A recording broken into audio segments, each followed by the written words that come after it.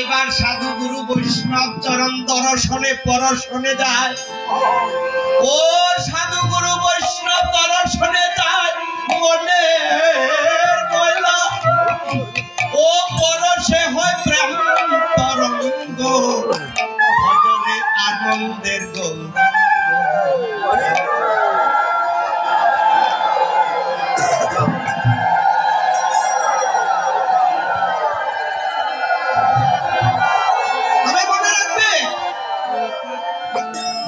এইবার যারা কৃষ্ণ ভজনে চলে এসেছে, সাধু গুরু বৈষ্ণব চরণ সেবন পূজন করে, সাধু গুরু বৈষ্ণব দেখিলে যার মস্তক মণ্ডিত হয়ে যায়। তার নাম হয় সাধু গুরু বৈষ্ণব দেখিলে যার হৃদয়ে ভক্তির উদয় হয়েছে, যে কৃষ্ণ ভক্ত হয়েছে, যে বৈষ্ণব ধর্মে দীক্ষিত হয়েছে, সেই সাধু গুরু বৈষ্ণব দেখলে মস্তক নিচে, আর নতুবা কেউ মস্তক নিচের দিকে করবে না। তার কারণ ভাগবত বলেছে, যে গাছে ফল ধরেছে দেখবে সেই গাছের মাথা নত হয়ে আছে, আর যে গাছে ফল ধরে না সে দেখবে উপরের দিকে মাথা উঁচু করে বসে আছে। তাই ফল ধরল কার? যে সাধুগুরু বৈষ্ণবরা কৃষ্ণ নামে ভজনে পূজনে সাধুগুরু বৈষ্ণব চরণের ধুলি যার অঙ্গে লেগেছে, যে সাধুগুরু বৈষ্ণবকে একবার পরশন করেছে, ও তার এই মানব জনম যেন ধন্য।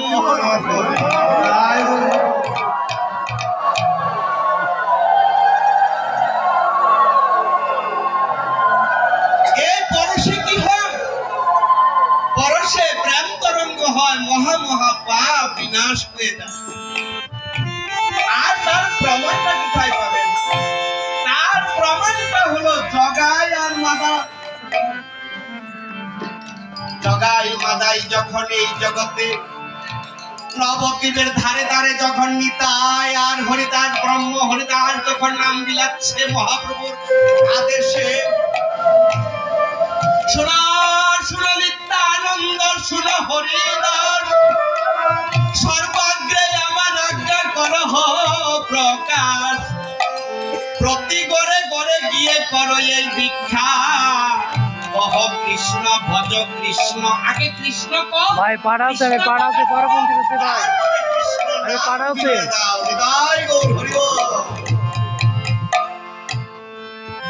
আর সেই জগাই মাদাই মহাপাপী ছিল, যদিও ব্রাহ্মণের তনয় ছিল, সুনীল ব্রাহ্মণের তনয়, তবু মহাপাপে লিপ্ত ছিল, যার কারণে নিতাই হরিনাম বিলানের সময় সেই জগাই মাদাই কলসির কানা দিয়ে নিতাই কপাল ফাটিয়ে দিল। তবু নিতাই আমার বলেছে,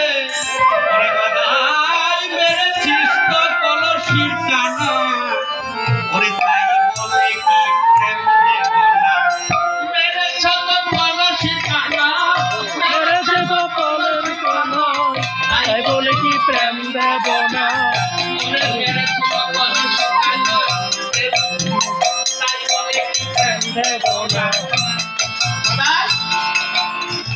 মেরেছিস কলসির কানা, তাই বলে কি প্রেম দেব না? মেরেছিস, বেশ করেছিস, তবু একবার হরি বল হরি বল হরি বল।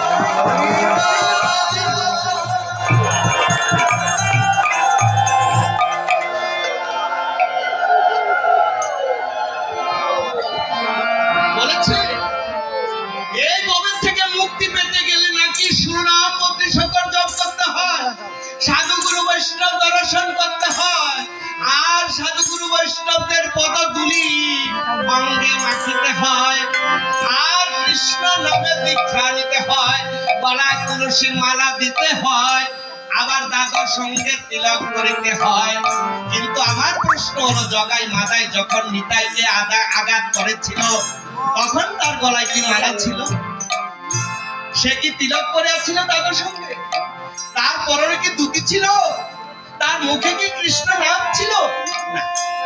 ওই তাই বলেছে যে নিতাই পরশ পাইলে জগাই মাদাই মতন পাপিও পাপ মহাপাপ দূর হয়ে যায়। তাই আজকে আমরা নিতাইকে কোথায় পাবো? ওরে বাহু তুলে নৃত্য করে, বাহু তুলে নৃত্য করে,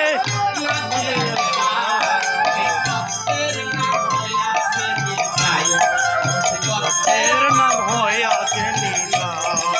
বাহু তুলে নৃত্য করে, বাহু তুলে নৃত্য করে।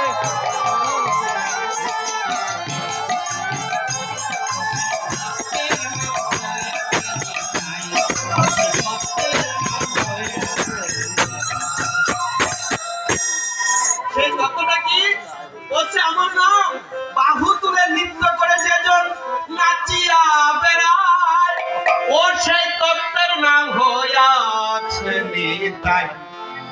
আর আজকে আপনারা সেই গৌরের নামে নিতাইয়ের নামে এতক্ষণ কীর্তন করেছেন।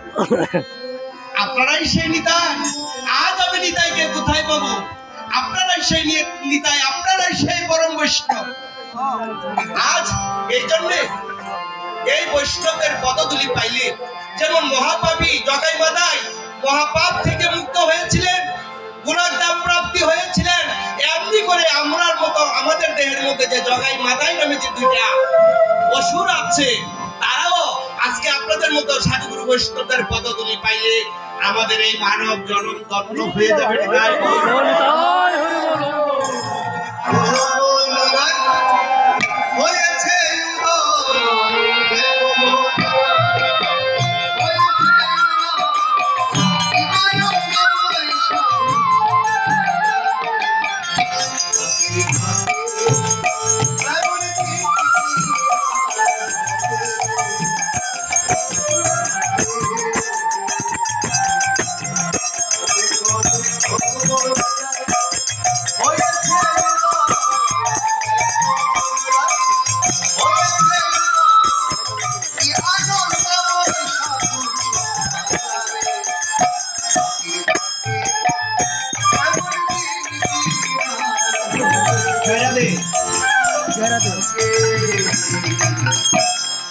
তাহলে জগাই মাদাই আমাদেরকে প্রমাণ করে দিয়েছে যে এই সাধু নিতাই ছিল পরম সাধু, নিতাই ছিল পরম বৈষ্ণব।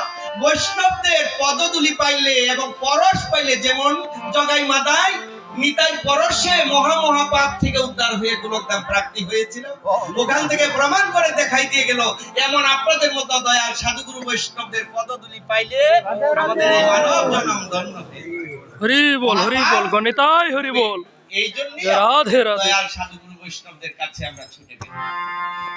নতুবা এই শীতের রজনীতে আমরা তো যার যার ঘরে থেকেই হরে কৃষ্ণ বলতে পারতাম, কিন্তু আজ আমরা কেন একত্রিত হলাম?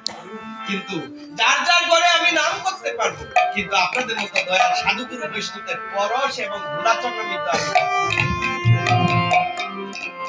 আর যার যার ঘরে যদি আমরা নাম করি, সেই ঘরটা আমার ঠিক আছে হরিনামের ঘর, কিন্তু এমন একটা নব বৃন্দাবন তৈরি হয়।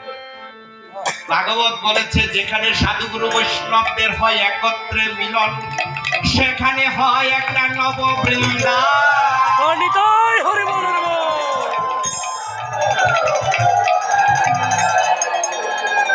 তাহলে এখানে একটা তৈরি হলো কি নব বৃন্দাবন। নব মানে নতুন একটা বৃন্দাবন, কিন্তু এটাকে বৃন্দাবন ধাম বলা যাবে, নতুন একটা বৃন্দাবন বলা যাবে, বৃন্দাবন ধাম বলা যাবে। বৃন্দাবন ধাম বলতে কোথায়?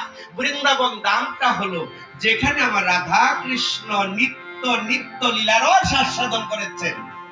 নিধুবন নিকুঞ্জবন, তার ভিতরে আছে একটা গুপ্ত বৃন্দাবন, সেই বৃন্দাবনকে বলা হয় বৃন্দাবন ধাম। বৃন্দাবন হয় চারটা। একটা নব বৃন্দাবন যেটা আজকে তৈরি করলাম, এটা কিন্তু একটা খালি উঠান ছিল। এই খালি উঠানটা আজকে রাধা মাধবের একটা আঙ্গিনা উঠান হয়ে গেছে, এটা একটা নব বৃন্দাবন। আর আরেকটা বৃন্দাবন কি? বৃহৎ বৃন্দাবন। বৃহৎ বৃন্দাবন কাকে বলা হয়? এই দেহটার নাম হলো বৃন্দাবন, বৃহৎ বৃন্দাবন। বলছে ব্রহ্মাণ্ডেতে আছে যাহা ভাণ্ডে তাহা পাই, শ্রী গুরুর কৃপা হলে জানিবেন সবাই। তাহলে শ্রী গুরু কাকে বলা হয়? বীজমূলে পঞ্চতত্ত্ব দেখায় যে জন, গুরুকে শ্রী গুরু বলি সেই কারণ। আমার বীজমূলে যদি কৃষ্ণ নামে দীক্ষা পাইয়া থাকেন, দীক্ষার বীজের মধ্যে গুরু আপনাকে পঞ্চতত্ত্ব দেখাই দিবে। সে কি পঞ্চতত্ত্বটা? কি বাবা? এই পৃথিবীটা হইল পঞ্চতত্ত্ব দ্বারা তৈরি। আর কুরুক্ষেত্রের গুড়া ছিল 5টা। আর শ্রীমদ্ ভগবত গীতায় বলছে তোমার দেহটা হলো একটা বৃহৎ বৃন্দ। এই দেহটার মধ্যে তোমার 5টা তত্ত্ব দ্বারা তোমার দেহটা তৈরি। যেমন পৃথিবীটা তৈরি 5টা তত্ত্ব দ্বারা, এমন তোমার 5টা তত্ত্ব দ্বারা তোমার দেহটা তৈরি। আবার তোমার বীজের মধ্যেও গুরু তোমাকে পঞ্চতত্ত্ব দেখাই দিবে। এই জন্য গুরু নামের যে বীজ, কৃষ্ণ নামের বীজ, এই বীজটাকে বলা হয় কাম বীজ। গুরু নামের যে বীজ পেয়েছেন আপনারা কৃষ্ণ নামে, এই বীজটার আরেক নাম হলো কাম বীজ। এই কাম বীজের মধ্যে 5টা অলংকার থাকবে। ভাগবত বলেছেন এমন কথা, যে বীজের মধ্যে পঞ্চ অলংকারের সুবিত তত্ত্ব নাই, সেই বীজ সারা জীবন বললেও তোমার কোনদিন কৃষ্ণের চরণ লাভ হবে না। এই জন্য পঞ্চ অলংকারের সুবিত একটা বীজ তোমার জীবনে দরকার। বীজ ছাড়া কখনো গাছ উৎপন্ন হয় না। বলে কেমন? দেখুন, একটা আম্র ফল খেয়েছেন, একটা লিচু খেয়েছেন, খাওয়ার পরে আপনি বীজটা, বিচি বা আলি যাকে বলি আমরা, ঢিল মেরা উঠানে বা কোথাও চিপা চাপায় ফেলাই দিয়েছি। যদি আপনি যত্ন নাও করেন তবু তার থেকে গাছ কি হয় না? কিন্তু আমি আপনি যে জন্ম নিয়েছি, একবার কি ভেবে দেখেছি আমাদের জন্মটা কি বীজ ছাড়া হয়েছে নাকি বীজ দিয়ে হয়েছে? আমাদের জন্মটাও কিন্তু একটা বীজের কারণে হয়েছে। একটা বীজ আর একটা ভাণ্ড, একটা ভাণ্ড আর একটা বীজ। তাহলে ভাণ্ডটার নাম কি আর বীজটার নাম কি? ভাণ্ডটা হইল মা, তার নাম হলো ভগবান হইল ভাণ্ড। ভগবান চিনবো তো আমরা, ভগবান সন্ধি বিচ্ছেদ করলে ভগ যোগবান, দুইটাকে একসাথে করলে তার নাম হয় ভগবান। এই ভগবান নাম হলো মা, ভাণ্ড। আর বান কার নাম? বান নাম হলো বীজ, যার নাম হলো বাবা। এটা কোথায় পাবো? শ্রীমদ্ ভগবত গীতা 7ম অধ্যায় বলছে, কি বলছে? যে পরা এবং অপরা, প্রকৃতি এবং পুরুষ। প্রকৃতিটাকে ভগবান বলছে আমার কাছ থেকে যারা তৈরি হয়েছে তাদের নাম হলো প্রকৃতি। এই বিশ্ব ব্রহ্মাণ্ড সব প্রকৃতি নারী সম্ভবা। আর পুরুষ একমাত্র আমি শ্রীহরি, আমার নাম হলো বীজ। তাই এই বীজটা 5টা অক্ষর দ্বারা তৈরি। দেখেন আপনার বীজটা আজকে গিয়ে বাড়িতে গিয়ে আপনি দেখেন 5টা জিনিস লাগবে। কি কি? ক, ল, দীর্ঘি, নাক, বিন্দু। এখানেও 5টা লাগছে।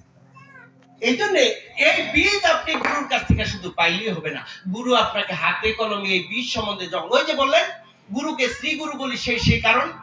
তাইলে এই বীজ আপনি পঞ্চতত্ত্ব দ্বারা যে তৈরি, আপনি যে কানের মধ্যে শুনলেন, জীবনে গুরুদেব আপনাকে বললো না, আর আপনিও গুরুদেবকে কোনোদিন জিজ্ঞাসাই করলেন না, বাবা আমার যে কানে দিলেন এটার নাম কি, এটার অর্থ কি, এটার মধ্যে কি আছে? এই বীজটার ভিতরে বিশ্ব ব্রহ্মাণ্ডের যে নাম বীজ। তো যেমন একটা বট বৃক্ষের বীজ, বট বৃক্ষের বীজ দেখেছেন তো? বট বৃক্ষের বীজ, বট গাছের তলে বসলে দেখবেন কাকে খাইয়া বট বৃক্ষের ফল কাকেরা হাত মানুষে খায়। একটা বীজ দেখবেন নিচে পড়ে আছে, এই বীজটাকে হাতে লিয়ে একটু খুইলা দেখবেন, এটার ভিতরে ভাঙ্গা দেখবেন হাজার হাজার বট গাছ এটার ভিতরে লুকাই দিছে। একটা ছোট্ট বট বৃক্ষের বীজের ভিতরে হাজার হাজার এমন বড় বড় বট গাছ লুকাই দিছে। তাইলে আমার অনাদিরাদি গোবিন্দ তার থেকে প্রমাণ করে দেখাই দিলেন, আমি যে বীজ দিলাম এই বীজের ভিতরে বিশ্ব ব্রহ্মাণ্ডটা লুকিয়ে আছে।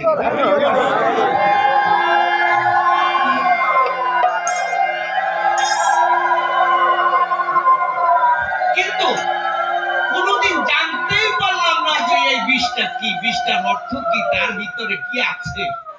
অনেকেই আমরা মনে করি, অনেকে এমন ভুল সিদ্ধান্তে কথা বলে থাকে যে কি দীক্ষা বলতে দীক্ষা যে লইছত বালিছে, দীক্ষার মধ্যে কি আছে? দীক্ষা লইল কি না হইল কি, আগে তাড়াতাড়ি শিক্ষাটা লইলা, এটা না লইলে কোন তোর জীবনে কিছু হবে? তাই আমার প্রশ্ন জাগলো এখানে, শিক্ষার মধ্যে কি আছে? আমি যে দীক্ষাটা পাইলাম, আপনি যে দীক্ষাটা পাইলেন, এই দীক্ষাটার মধ্যে জীবনে সবকিছু লুকাইছে। কি? আপনি যখন অদীক্ষিত ছিলেন, আপনার দেহটা অসুচি ছিল, আপনার হাতে জলটা পর্যন্ত কেউ গ্রহণ করে নাই, একটা মানব গ্রহণ করে নাই, আর রাধা মাধব আপনার হাতে সেবা নিবে থাকবে। কিন্তু তাইলে আপনি ছিলেন অপ্রাপ্ত দেহ, পরিত্যক্ত দেহ, যেটার মধ্যে কোনোদিন মালিক যায় নাই। গুরু যেই দেহের মধ্যে গুরু কৃপা হয় নাই, সেই দেহটাকে পতিত দেহ বলা হয়। যেই জমিতে মহাজন না যায়, সেই জমিটাকে পতিত জমি বলা হয়, যাতে কখনো ফসল হয় না, এটার মধ্যে আগাছা জন্মিয়ে। এমনি করে যেই দেহের মধ্যে গুরু কৃপা না হয়, সেই দেহটা কি হয়? পতিত দেহ হয়ে যায়। মরলে পরে মাটি পর্যন্ত তাকে খায় না, মরলে পরে শ্রীকাল কুকুর পর্যন্ত তাকে স্পর্শ করে না। এমন প্রমাণ ভাগবতে আছে। তাহলে কি করতে হবে? আগে গুরু নাম দ্বারা, বীজ দ্বারা, কাম বীজ কাম গায়ত্রী দ্বারা আমার দেহটাকে আগে গুরুর কাছ থেকে শুদ্ধ করতে হবে। আগের দিন সংযম করবে, পরের দিন উপাস থাকবে, স্নান করে শুদ্ধ বস্ত্র পরে, দ্বাদশ সঙ্গে তিলক করে, গলায় তুলসীর মালা দিয়ে গুরুর কাছে গিয়ে অপেক্ষা করবে কখন জানি তিনি আমাকে কৃপা দান করে। কৃপা হবে কি হবে না? যদি কোন গুরুদেব কয় তোর মতো পাপিষ্টিকে আমি কোনোদিন দীক্ষা দেব না, এই বিশ্ব ব্রহ্মাণ্ডের গুরু যেন তোকে না দেয়, তাহলে আপনার জীবনে কি আপনার এই দেহ দিয়া নরকে ছাড়া আর কোনখানে যাওয়ার মতো রাস্তা আছে? নাই। হ্যাঁ? ভাগবত বলছে অদীক্ষিত দেহ যদি মৃত্যুবরণ করে, কোটি কল্প কাল সে রৌরব নরকে পচে গলে মরে। ভাগবতে 28টা নরকের মধ্যে একটা নরক হইল রৌরব নরক, সেই নরকে পচে গলে মরে। তারপরে যদি তার জন্ম হয়, সেই জন্মটা হয় পিশাচের জন্ম। তাহলে গুরু জল সিঞ্চন করে দেহটাকে শুদ্ধ করলো, মুখ আচমন করে মুখটাকে শুদ্ধ করলো, তারপরে দাদুর সঙ্গে তিলক পরাইলো, গলায় তুলসীর মালা দিল, দিয়া তারপরে কর্ণমূল দিয়া নামের আগুনটা ধরাই দিল, বললো আজকের থেকে তোমার এই দেহ শুদ্ধ দেহ। এই দেহ শুদ্ধ দেহ, এই দেহে কৃষ্ণ ভজনের দেহ।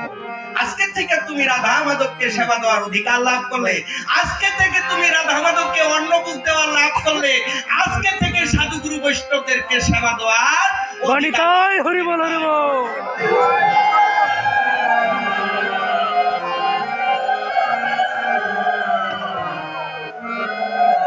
একটা দীক্ষিত দেহ কৃষ্ণ ভজনের দেহ, তখনই আপনি কৃষ্ণের দাস এবং দাসী হইতে পারবেন। কিন্তু স্বভাবের কারণে আপনি হইতে পারলেন না। সেটা পারলেন না কেন? স্বভাবের কারণে। স্বভাবটা কি? দীক্ষা নেওয়ার আগে যেমন বুরুক বুরুক বিড়ি খাইতেন, এখনো বুরুক বুরুক বিড়ি খান। দীক্ষা নেওয়ার আগে যেমন সাপুস টুপুস করে পান খাইতেন, এখনো পানই খান। দীক্ষা নেওয়ার আগে যেমন লুঙ্গি বিনতেন, এখনো লুঙ্গি বিনতেন। এই দীক্ষা নেওয়ার